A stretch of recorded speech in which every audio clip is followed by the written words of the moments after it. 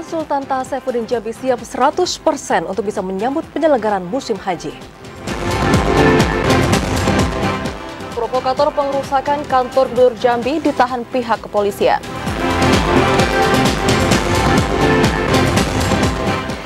KPU menggelar penetapan kursi dan calon DPRD terpilih.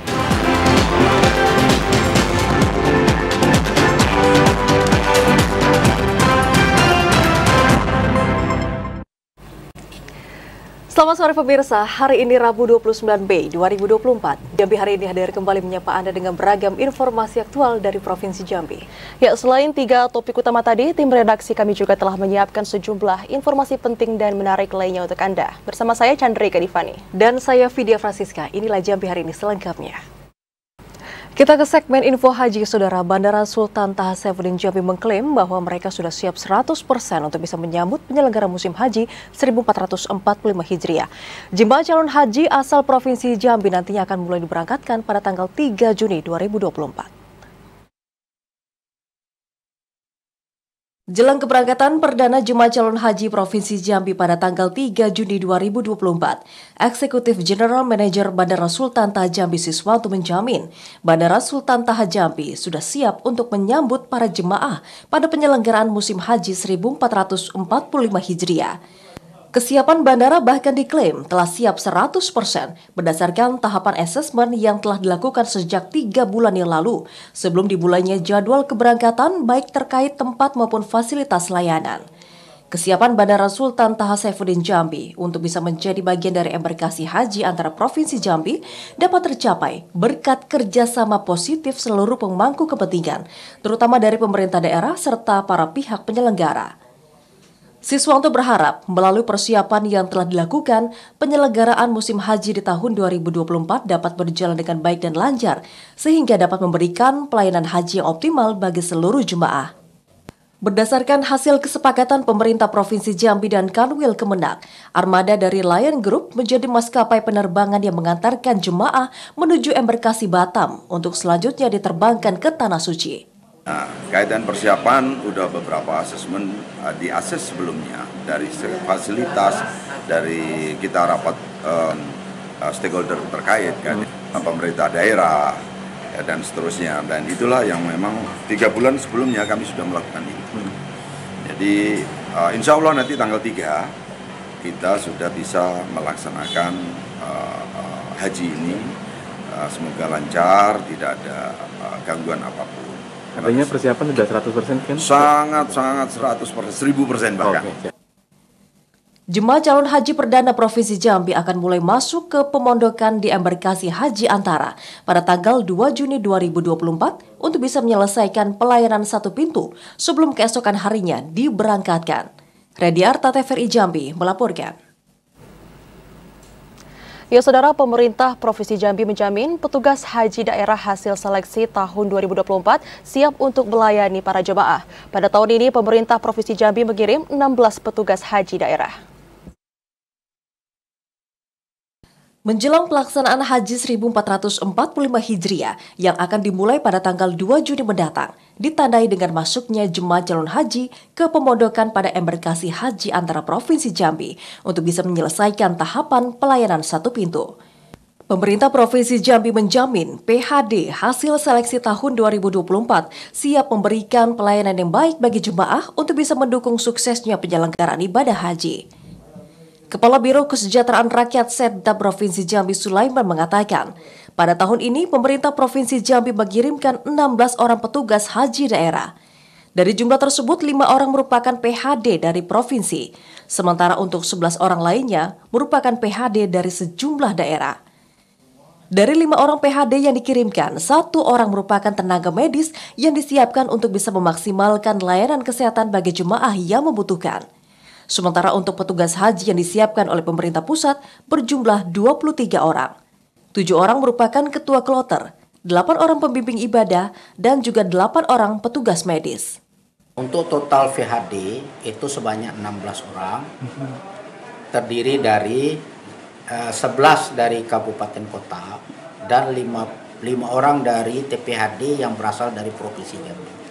Untuk bantuan dari pemerintahan pusat yaitu 7 ketua kloter itu sebanyak 7 orang. Ya. Dan juga untuk pembimbing ibadah itu 8 orang. Dan pembantu daripada kesehatan, tenaga kesehatan itu sebanyak 8 orang. Itu yang tenaga dari pusat. Pada penyelenggaraan musim haji di tahun 1445 Hijriah kali ini, Provinsi Jambi akan mengirimkan sebanyak 3.116 orang jemaah, termasuk petugas haji, yang akan diberangkatkan dalam 7 kelompok terbang. Redi Arta, TVRI Jambi, melaporkan. Sementara itu, saudara, memasuki musim haji di tahun ini, Kantor Kementerian Agama Kabupaten Merangin akan memberangkatkan 339 jemaah calon haji. 7 diantaranya masuk dalam kategori prioritas lansia. Kantor Kementerian Agama Kabupaten Merangin akan memberangkatkan 339 jemaah calon haji untuk bisa menunaikan ibadah haji ke Tanah Suci Arab Saudi. Keberangkatan dibagi dalam 2 kloter, yakni kloter 24 dan kloter 28. Kloter pertama masuk ke Asrama Haji Jambi pada tanggal 4 Juni 2024 dan akan diberangkatkan pada tanggal 5 Juni 2024. Sementara kloter kedua berjumlah 170 orang jemaah dan akan diberangkatkan pada 8 Juni 2024 sekitar pukul 21 waktu Indonesia Barat oleh penjabat Bupati Merangin Mukti. Kasih Haji Kantor Kemendak Merangin Ajis mengatakan, dari 339 jemaah calon haji, 7 diantaranya masuk dalam kategori prioritas lanjut usia. Rata-rata usia jemaah calon haji kategori prioritas lansia berkisar antara 83 hingga 90 tahun. 7 orang jemaah calon haji tersebut akan mendapatkan beberapa kemudahan, seperti diprioritaskan dalam kepengurusan dokumen dan perlengkapan haji, mendahulukan saat naik bus dan pesawat, dan saat di pesawat akan mendapatkan pendampingan untuk bisa menggunakan fasilitas. Kita sudah menyediakan satuan tugas khusus untuk Satgas Lansia yang nanti dibentuk di Kanwil. Dalam artian kita akan memudahkan akses kepada seluruh lansia terkait dengan penyelesaian dokumen-dokumen keberangkatan, penyediaan akses yang mudah di pesawat dan di bus, dan penyediaan akses yang mudah terhadap akses fasilitas kesehatan. Jemaah calon haji yang akan diberangkatkan diimbau untuk selalu menjaga kesehatan dan selalu memantau jadwal yang telah diberikan. Ramadan Cirbita Kasal, TVRI Jambi, melaporkan. Kita ke sorotan lainnya, saudara. Pemerintah Kabupaten Tanjung Jabung Barat akan melaksanakan rapat koordinasi rencana dan kesiapan pengendalian karhutla. Selain itu, Pemkab melalui BPBD juga akan mencermati informasi cuaca dari BMKG terkait awal musim dan puncak kemarau, sehingga dapat meminimalisir terjadinya karhutla. Untuk mengetahui informasi selengkapnya, saat ini pemirsa kami telah terhubung dengan kontributor TVRI Jambi, Didi Haryadi, langsung dari Kabupaten Tanjung Jabung Barat. Ya, selamat sore Didi, apa upaya yang tengah dilakukan oleh pemerintah untuk mengendalikan karhutla saat ini? Baik, selamat sore Cika dan pemirsa TVRI Jambi. Dapat saya laporkan bahwa pemerintah kabupaten melalui Dinas Badan Penanggulangan Bencana hari ini intens turun ke lapangan untuk melakukan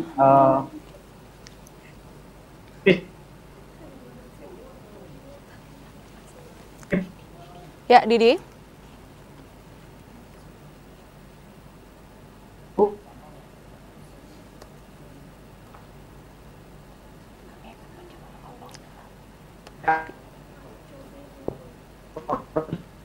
Ya, pemirsa, sepertinya kami terkendala jaringan dan kami akan mencoba menghubungi kembali.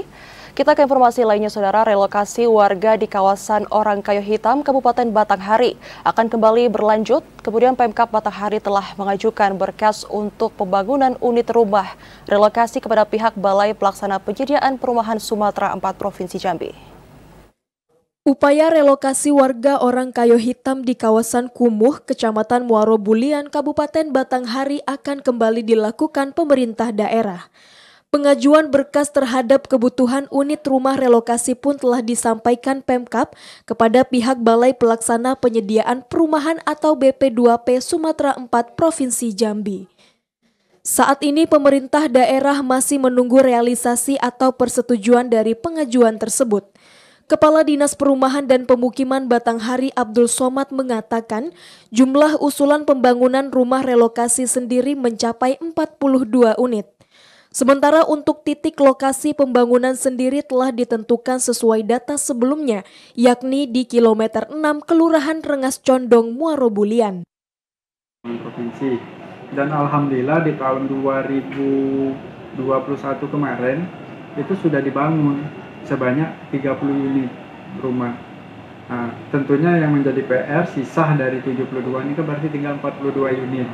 Nah, kita sudah berkoordinasi juga dengan Kabupaten Balai. Ya, kita harapkan memang kalau bisa di tahun ini Kabupaten Balai mensupport dengan kekurangan yang mau dibangun. Sebelumnya, Pemkab sendiri telah melakukan relokasi kepada warga di kawasan Kumuh sebanyak 30 kepala keluarga pada 2021 lalu. Dan kini program relokasi kembali akan dilanjutkan sesuai tingkat urgensi. Ade Juniawan, TVRI Jambi, melaporkan. Saudara, KPU akan menyelidiki data dukungan di aplikasi Sistem Informasi Pencalonan ke Masyarakat. Informasi selengkapnya akan kami hadirkan usai jeda sesaat lagi.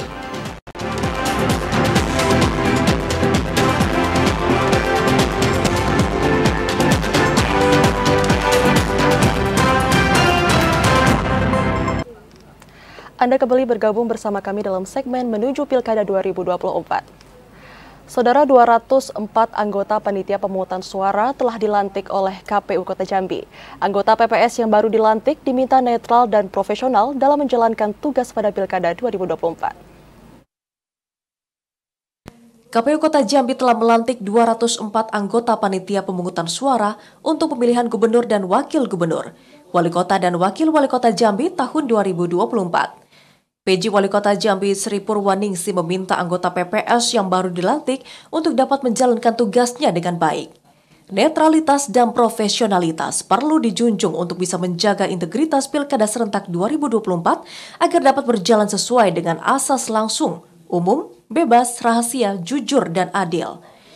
Pengenalan tugas dan bimbingan teknis juga perlu dilakukan untuk bisa meminimalisasi terjadinya pelanggaran dan kesalahan yang terjadi pada saat pemungutan suara pada tanggal 27 November 2024 mendatang. Semua kita berharap, baik dari KPU Provinsi, KPU Kota, saya mewakili pemerintah Kota Jambi, berharap bahwa seluruh PPS yang akan bertugas ini nanti bisa menjalankan tugas fungsinya, hak dan kewajibannya, kewenangannya sebagaimana ketentuan peraturan perundang-undangan. Saya tekankan bahwa dalam menjalankan tugas ini harus menjaga netralitas ya, harus tetap menjaga integritas. Saat ini 204 anggota PPS telah bekerja dan juga memperbaiki data pemilih di Kota Jambi. Anggota PPS ini tersebar di 68 kelurahan dari 11 kecamatan di Kota Jambi. Joko, TVRI Jambi melaporkan. Saudara, KPU Sarolangun akan melakukan proses penyelidikan terkait bocornya data dukungan jalur independen ke publik yang diunggah salah satu pemilik akun di media sosial.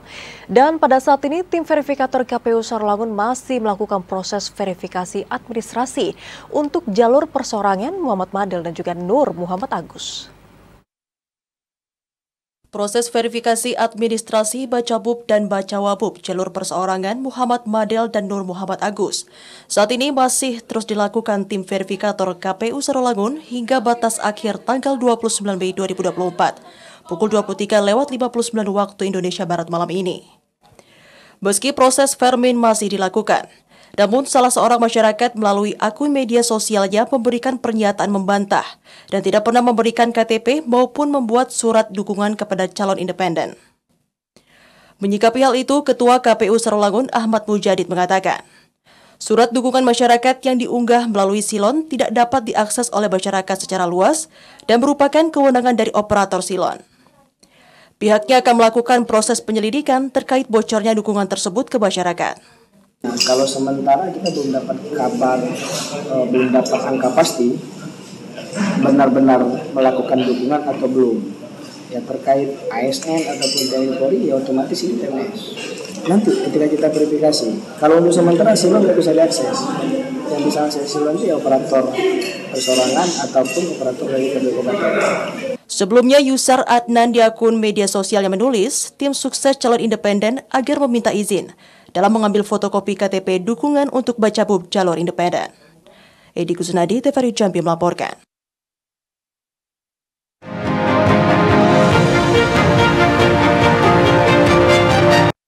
Moro Jambi telah menetapkan perolehan kursi dan calon terpilih anggota DPRD Moro Jambi dari hasil pemilu 14 Februari lalu. Dari 16 parpol yang menjadi peserta, hanya 10 parpol yang mendapatkan kursi di DPRD Moro Jambi. KPU Moro Jambi menggelar rapat pleno terbuka, penghitungan dan juga penetapan perolehan kursi partai politik peserta pemilu, serta penetapan calon anggota DPRD Kabupaten Moro Jambi terpilih dalam pemilihan umum 2024. Dalam rapat pleno kali ini ditetapkan 40 anggota DPRD terpilih dari 16 partai politik yang menjadi peserta pemilu pada tanggal 14 Februari yang lalu. Hanya 10 partai politik yang mendapatkan kursi di DPRD Moro Jambi. Partai politik tertinggi yakni PAN, P3, PKB, dan Golkar yang masing-masing berhasil meraih 5 kursi. Disusul Partai Gerindra, PDIP, Nasdem, dan Demokrat yang masing-masing mendapatkan 4 kursi.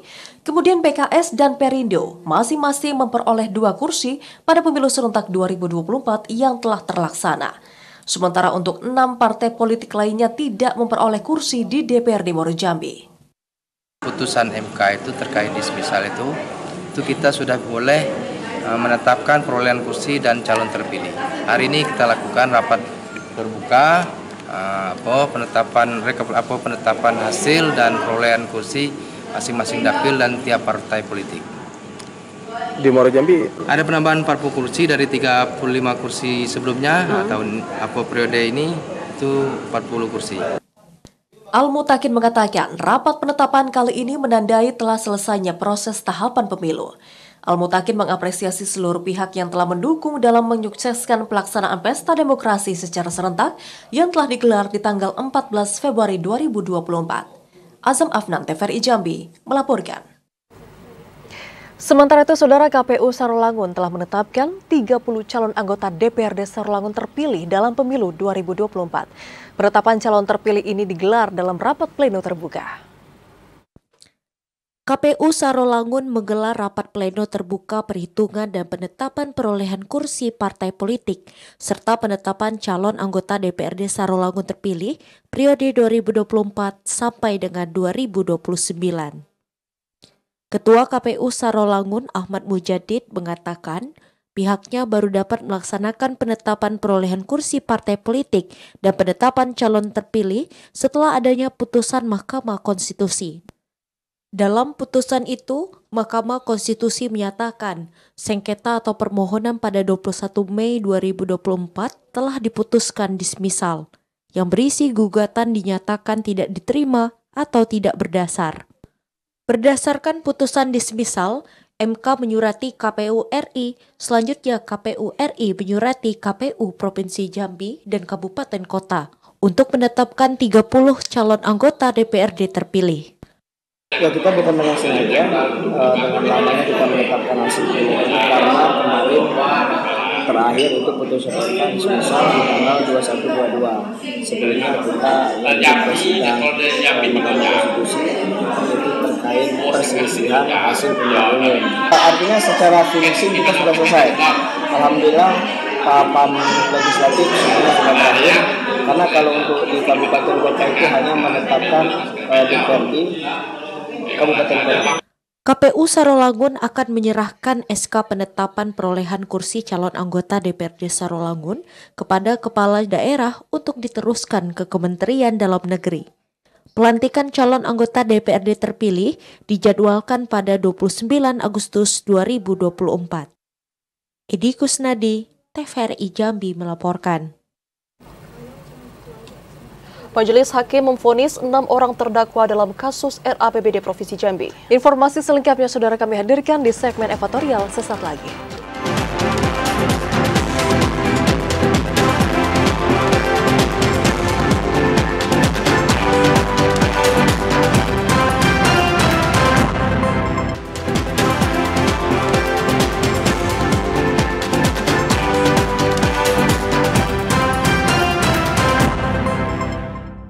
Anda kembali bersama kami di Jambi hari ini, dan kita ke segmen darurat narkoba, Saudara. Polisi menggerebek base camp yang diduga menjadi tempat penyalahgunaan narkoba di 3 titik yang berbeda, yakni di Kelurahan Sunggeti dan juga Mudung Darat. Dan dari sejumlah tempat tersebut, polisi mengamankan sejumlah barang bukti. Tim gabungan Satres Narkoba Polres Muaro Jambi menggerebek lokasi yang dijadikan tempat penyalahguna narkoba. Dalam operasi antik, tim menyusuri 3 titik yang diduga menjadi lokasi tempat penggunaan barang haram tersebut. Di antaranya di RT 2 dan RT 3, Kelurahan Sungeti, Kecamatan Sekernan. Di lokasi ini, tim menemukan 2 unit rumah yang diduga dijadikan base camp transaksi dan juga penggunaan narkoba. Meski tidak menemukan para pelaku, tim memasang garis polisi terhadap 2 rumah tersebut. Kemudian tim melanjutkan penggerebekan di perkebunan kelapa sawit, tepatnya di Desa Mudung Darat, Kecamatan Marosebo, Kabupaten Muaro Jambi. Di lokasi kepolisian juga menemukan 1 unit pondok yang diduga menjadi tempat penyalahguna narkoba. Agar tidak menjadi lokasi peredaran barang haram, base camp tersebut langsung dihancurkan oleh para petugas. Meski tidak menemukan para pelaku dari 3 lokasi yang berbeda, tim gabungan Satres Narkoba Polres Muaro Jambi menyita alat bukti, berupa alat hisap sabu, pirek, dan sejumlah barang bukti lainnya yang berhasil diamankan. Penggerebekan berawal adanya informasi dari masyarakat bahwa di 3 kawasan tersebut kerap dijadikan tempat penyalahguna narkoba. Azam Afnan, TVRI Jambi, melaporkan. Sementara itu, Saudara, 6 mantan anggota DPRD Provinsi Jambi tahun anggaran 2014-2019 telah dijatuhi vonis oleh Majelis Hakim. Terdakwa divonis bersalah melakukan tindak pidana korupsi pengesahan RAPBD Provinsi Jambi tahun 2017-2018. Sidang lanjutan kasus dugaan korupsi pengesahan RAPBD Provinsi Jambi tahun 2017 hingga 2018 kembali dipersidangkan di Pengadilan Negeri Jambi. Sidang yang dipimpin oleh Majelis Hakim Tatap Urasima Situngkir itu beragendakan pembacaan vonis oleh Majelis Hakim untuk 6 orang terdakwa. Ke-6 orang terdakwa tersebut diantaranya adalah Rahima, Luhut Silaban, Mesran, M. Hairil, Meli Hairia, dan Edmond. Dari akar putusan tersebut, Majelis Hakim memutuskan terdakwa Rahima divonis dengan hukuman 4 tahun 1 bulan kurungan penjara dan Edmond divonis 4 tahun 3 bulan kurungan penjara. Sementara untuk Meli Hairia, M. Hairil, Luhut Silaban, dan Mesran divonis dengan hukuman 4 tahun kurungan penjara. Selain itu, ke-6 orang terdakwa ini dikenakan pidana tambahan berupa uang pengganti senilai 200 juta rupiah, subsidiar 1 bulan kurungan penjara. Berdasarkan amar putusan Majelis Hakim, Jaksa KPK akan pikir-pikir selama 1 pekan ke depan dan akan memutuskan apakah banding atau menerima putusan tersebut. Ya, untuk persidangan kali ini kami mengapresiasi terhadap putusan hakim, di mana hakim mengambil alih sebagian besar dari analisa yuridis dalam surat tuntutan kami. Kemudian terhadap putusan tadi kami melakukan pikir-pikir selama 7 hari karena itu hak kami. Kemudian tadi juga ada pencabutan hak politik selama 5 tahun setelah putusan ini dijalani. Jadi setelah para terpidana ini menjalani pidananya, bukan setelah putusan ini ingkrah. Gitu. Selain pidana penjara dan uang pengganti, ke-6 orang para terdakwa ini juga dijatuhkan hukuman pencabutan hak politik setelah hukuman ini dijalani. Asar, TVRI Jambi, melaporkan. Saudara, KPK mengapresiasi Majelis Hakim yang telah memvonis 6 orang terdakwa dalam kasus dugaan tindak pidana korupsi pengesahan RAPBD Provinsi Jambi. Karena menurut Jaksa KPK, vonis tersebut dinilai pantas diberikan kepada 6 orang terdakwa yang telah dijatuhi hukuman penjara, denda hingga larangan berpolitik meskipun mereka telah bebas dari jeratan hukum. Dan untuk bisa mengetahui informasi selengkapnya, Saudara, saat ini kita sudah terhubung dengan kontributor TVRI Jambi, Asar Fatalangi, langsung dari Pengadilan Tipikor Jambi. Selamat sore, Asar. Masing-masing terdakwa ini mendapatkan vonis berapa tahun saja, Asar? Selamat sore, Siska. Ya, pemirsa, dapat saya laporkan sidang lanjutan kasus dugaan korupsi pengesahan RAPBD Jambi tahun 2017-2018 akhirnya memasuki babak akhir, di mana 6 orang terdakwa mantan anggota DPR Provinsi Jambi tahun 2014 hingga 2019 menjalani sidang lanjutan di Pengadilan Negeri Tipikor Jambi dengan agenda pembacaan vonis oleh Majelis Hakim. Dalam pembacaan vonis oleh Majelis Hakim yang dipimpin langsung oleh Tatap Simanjuntakir itu sendiri, pemirsa, bahwasanya ke-6 orang terdakwa ini divonis bersalah dengan Undang-Undang Tindak Pidana Korupsi. Keenam orang terdakwa ini sendiri divonis oleh majelis hakim dengan hukuman penjara berupa terdakwa Rahima 4 tahun 1 bulan penjara, Edmond 4 tahun 3 bulan penjara, Meli, Khairi, Luhut, dan Mersam 4 tahun kurungan penjara. Selain mendapat hukuman pidana penjara, keenam orang terdakwa ini sendiri juga diberikan hukuman tambahan berupa denda senilai 200 juta rupiah, subsidiar 1 tahun 1 bulan kurungan penjara. Jaksa penuntut umum KPK Joko Hermawan mengatakan meski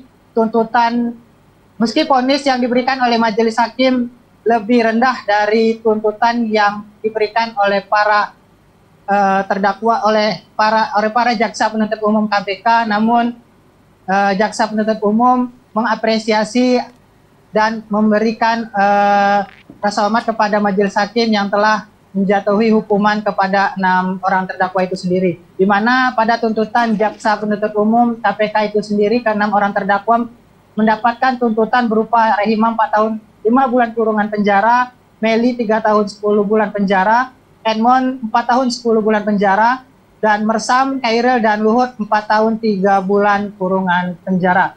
Selain mendapatkan hukuman penjara, ke-6 orang terdakwa ini sendiri dicabut hak untuk mengikuti politik setelah bebas dari hukuman dan jeratan hukum. Demikian Siska. Baik, Asar, adakah informasi sejauh ini apakah jaksa KPK nantinya akan melakukan banding terhadap vonis hakim ini? Baik Siska, untuk setelah pembacaan vonis oleh majelis hakim di Pengadilan Negeri Jambi, jaksa penuntut umum Komisi Pemberantasan Korupsi akan melakukan pikir-pikir terlebih dahulu selama 1 pekan ke depan apakah putusan tersebut akan diterima atau akan melakukan banding, mengingat vonis yang diberikan oleh majelis hakim ini sendiri lebih rendah dari tuntutan jaksa penuntut umum. Sementara itu pemirsa, dari ke-6 orang terdakwa itu sendiri, untuk terdakwa Edmond dan Rahima juga akan melakukan pikir-pikir terlebih dahulu mengingat atau menerima dari vonis majelis hakim, dan ke-4 terdakwa lainnya dipastikan menerima putusan dari majelis hakim itu sendiri. Demikian Siska. Baik, terima kasih kontributor TVRI Jambi Asar Fatalangi yang melaporkan langsung terkait dengan kelanjutan kasus dugaan korupsi RAPBD Provinsi Jambi. Selamat sore dan selamat bertugas kembali Asar. Saudara, kita ke sorotan lainnya, polisi akhirnya menahan provokator dalam kasus pengerusakan kantor Gubernur Jambi. Para pelaku ini dijemput paksa oleh pihak kepolisian setelah 2 kali mangkir dari panggilan penyidik. Tim Subdit 3 Jatanras Direktorat Reserse Kriminal Umum Polda Jambi akhirnya mengamankan provokator dalam kasus pengerusakan kantor Gubernur Jambi. Pelaku berinisial H merupakan bendahara dari komunitas angkutan batubara Jambi. H diamankan di kawasan Muara Bulian, Kabupaten Batanghari pada Senin malam. Penjemputan paksa itu dilakukan setelah tersangka mangkir 2 kali di undangan pemeriksaan penyidik. H langsung ditahan di Rutan Polda Jambi dan dijerat pasal 170, Junto 160 KUHP tentang pengerusakan dan provokator dengan ancaman 6 tahun kurungan penjara. Penyidik Polda Jambi itu telah mengamankan 1 orang berinisial H bin Z, ya, itu diamankan di Batanghari, yang mana inisial H bin Z tersebut adalah salah satu pelaku yang sudah dilakukan 2 kali pemanggilan untuk dilakukan pemeriksaan sebagai tersangka, namun tidak hadir dan tidak ada keterangan jelas sehingga dilakukan upaya paksa oleh penyidik Polda Jambi. Dalam kasus pengerusakan kantor Gubernur Jambi, polisi sebelumnya telah menetapkan 6 orang sebagai tersangka. 2 orang diantaranya telah ditahan polisi dan 4 masih dalam proses pencarian. Sementara H merupakan tersangka dari kelompok pengurus KS Bara. Polisi saat ini masih mengembangkan dan mengusut tuntas kasus tersebut. Ari Haryono, TVRI Jambi, melaporkan. Kita ke informasi lainnya, saudara. Warga mengeluhkan minyak mentah milik Pertamina yang mencemari lingkungan hingga merusak sumur dan kolam. Pihak Pertamina EP Jambi Field mengklaim pencemaran itu terjadi karena adanya kebocoran pipa yang diakibatkan pencurian. Warga di kawasan kilometer 18 Desa Muaro Sebabu, Kecamatan Mestong, Kabupaten Muaro Jambi mengeluhkan terkait kondisi lingkungan sekitar yang tercemar minyak mentah milik Pertamina. Salah seorang warga Wahyudi mengaku sumur maupun kolam pemancingan tempat usahanya penuh minyak mentah yang berasal dari pipa penyaluran minyak yang bocor. Selain tak dapat memanfaatkan air bersih, kondisi itu juga menyebabkan ikan di kolam pemancingan banyak yang mati. Bocor ini kemarin karena kata dari pihak Pertamina itu indikasinya katanya ada pencurian, ya kan ada pencurian, tapi pihak Pertamina itu sebenarnya sudah tahu bahwa dia akan ngemopnya aja pencuri itu. Ternyata belum sampai itu pencurinya terjadi, pipanya sudah bocor. Nah, sudah bocor sampailah ke kolam kita, tempat usaha kita. Nah, ini jadi sebab apa? Menjadi akibatnya, jadi kolam kita sudah tutup. Jadi usaha kita tertutup nih, ini nggak bisa dipakai ini. Manajer Pertamina EP Jambi Field Hermansyah mengklaim pencemaran itu terjadi karena adanya kebocoran pipa yang diakibatkan pencurian. Saat ini pihaknya telah menutup pipa yang bocor dan melakukan pembersihan limbah di area yang terdampak. Kami melaporkan kasus ini, illegal tapping ini ke Polsek Mestong. Selanjutnya kami melakukan penutupan kebocoran, pembersihan area terdampak, dan pemulihan lingkungan. Selama proses tersebut, kami memberikan bantuan air bersih kepada warga yang terdampak. Aktivitas illegal tapping ini sangat merugikan negara. Dalam hal ini adalah Pertamina EP Field Jambi karena adanya minyak yang hilang dan tumpah. Selain itu juga merugikan masyarakat. Hermansyah menambahkan, selain pembersihan limbah, pihaknya juga memberikan bantuan air bersih maupun makanan bagi warga yang terdampak. Kasus pencurian minyak ilegal ini telah dilaporkan ke Polsek Mestong. Joko, TVRI Jambi, melaporkan. Saudara, Polsek Tujuh Koto bekerjasama dengan TNI berhasil memusnahkan beberapa alat tambang emas tanpa izin di Desa Teluk Kayu Putih. Dan pada saat penggerbekan berlangsung, polisi belum berhasil menemukan para pelaku tambang. Upaya pencegahan kerusakan lingkungan terus dilakukan oleh jajaran Polres Tebo, salah satunya Polsek Tebo.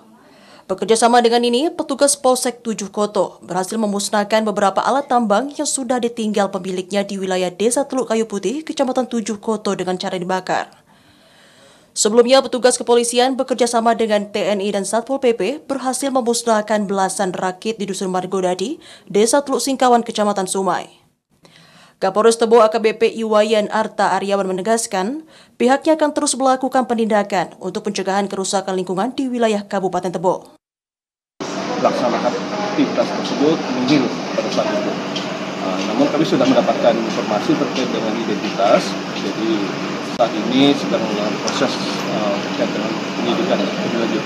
Bang, sampaikan kepada tim supaya upaya kita ini harus komprehensif, termasuk terkait dengan alur. Meski para pelaku tambang belum berhasil ditangkap saat penggerbekan, namun pihak kepolisian telah mengantongi identitas para pekerja yang saat ini tengah dilakukan penyidikan.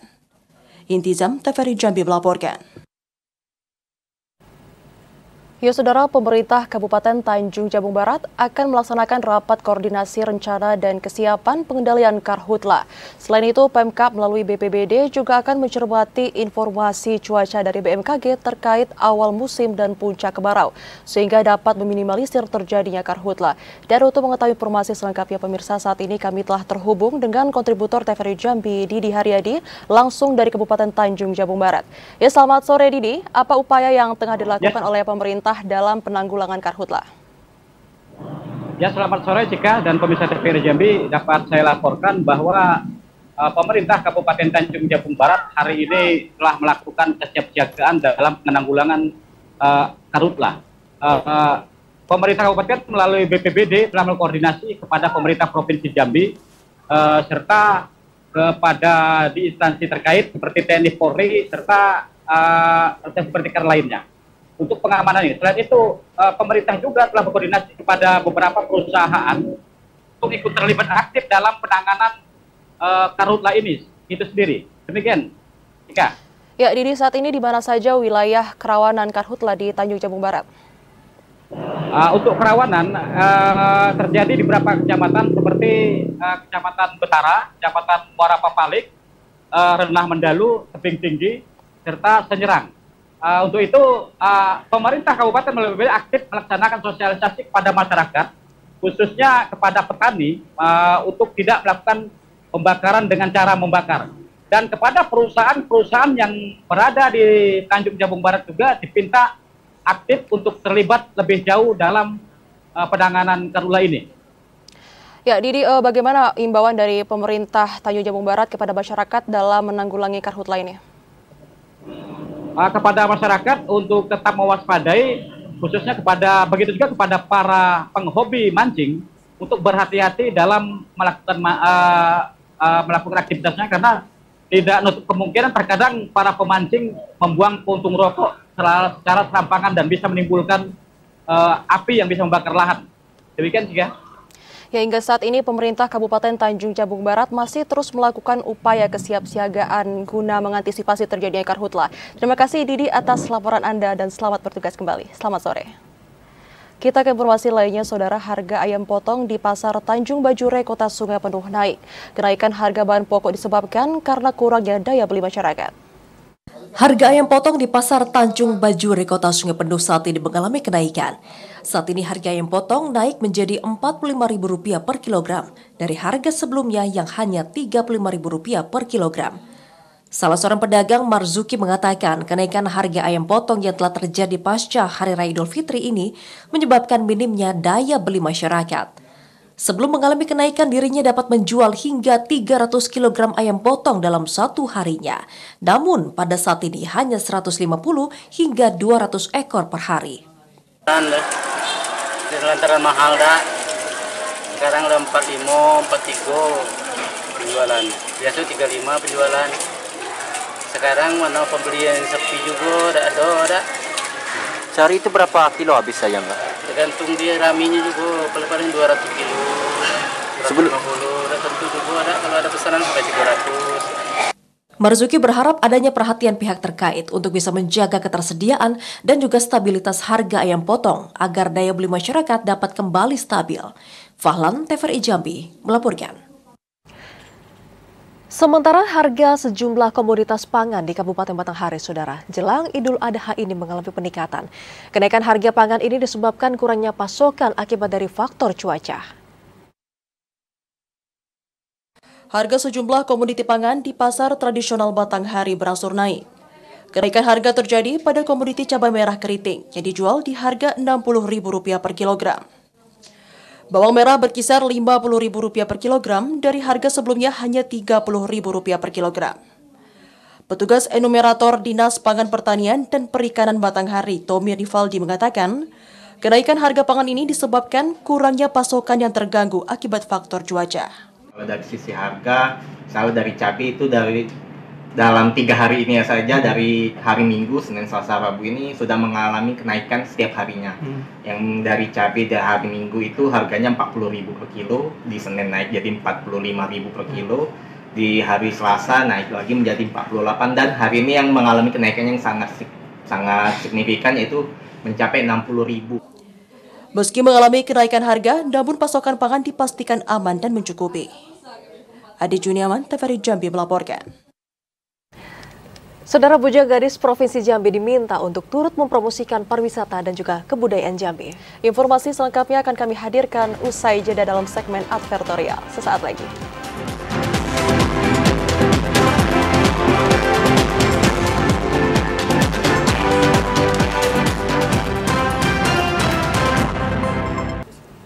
Anda kembali bergabung bersama kami dalam segmen advertorial. Saudara, pemerintah Provinsi Jambi terus berupaya mempromosikan budaya dan destinasi wisata di kancah nasional. Promosi itu dengan melibatkan Bujang Gadis Jambi untuk mengenalkan dunia pariwisata yang semakin luas. Pemerintah Provinsi Jambi menggelar malam Grand Final pemilihan Bujang Gadis Provinsi Jambi tahun 2024. Kegiatan yang diikuti 40 finalis terdiri dari 20 putra dan 20 putri ini digelar di Museum Siginjai pada Selasa malam. Gubernur Al-Haris mengatakan selain untuk mencari yang terbaik, finalis Bujang Gadis Provinsi Jambi ini juga diseleksi untuk dijadikan promotor untuk mengenalkan destinasi wisata dan kebudayaan Provinsi Jambi di tingkat nasional maupun internasional. Al-Haris berharap Bujang Gadis Provinsi Jambi dapat berkontribusi dalam mengenalkan keunggulan budaya dan wisata Provinsi Jambi.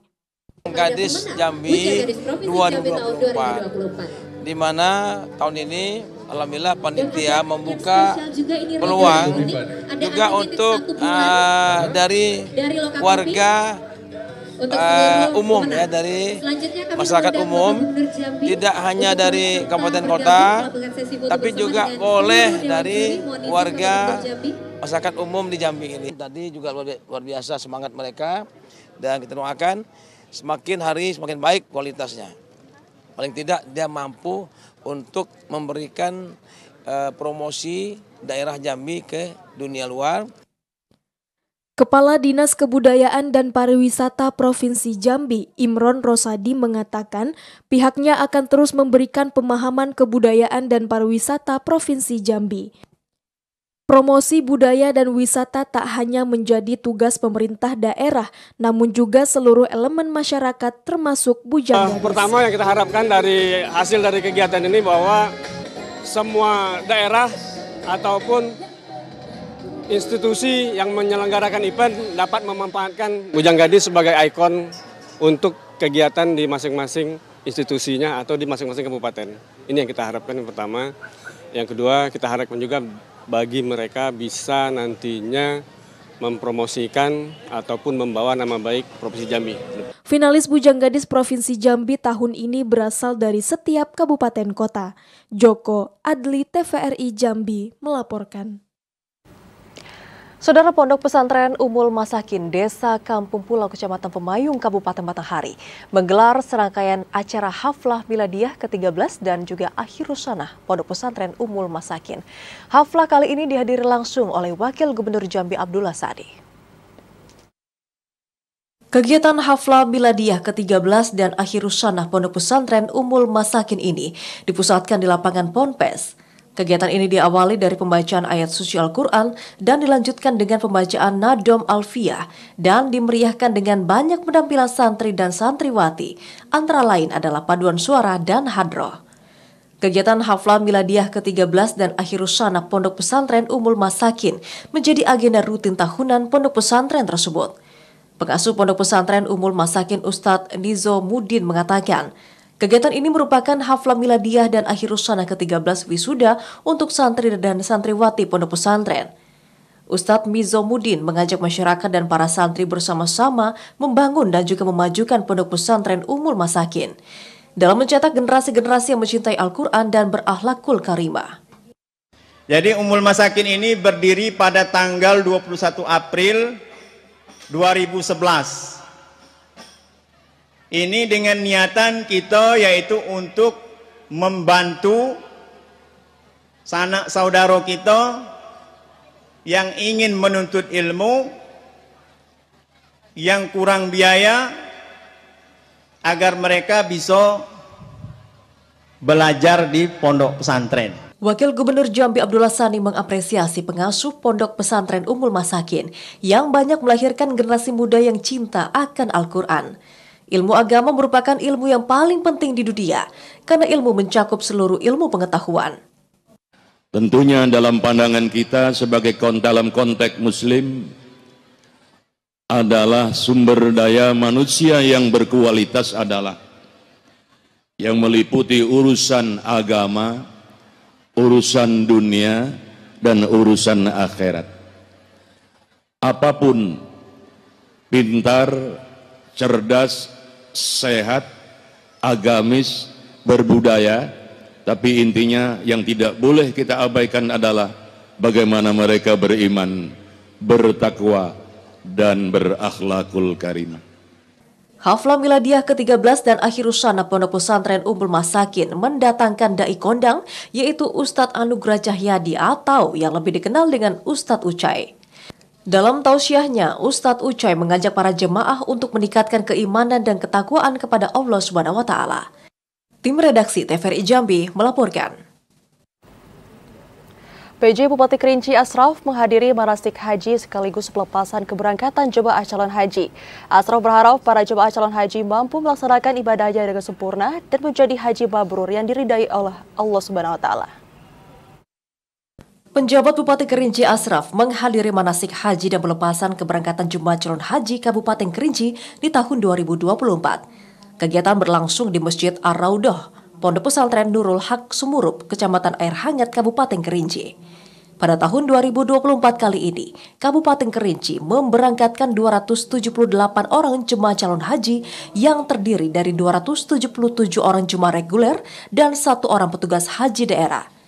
274 jemaah akan berangkat pada gelombang kedua kloter 24 tanggal 4 Juni tahun 2024 dan juga 4 orang diantaranya akan diberangkatkan pada kloter 25 di tanggal 5 Juni 2024. PJ Bupati Kerinci Asraf mengatakan pemerintah daerah Kabupaten Kerinci sangat mendukung dan juga mengapresiasi niat baik para jemaah calon haji dalam memenuhi rukun Islam yang kelima.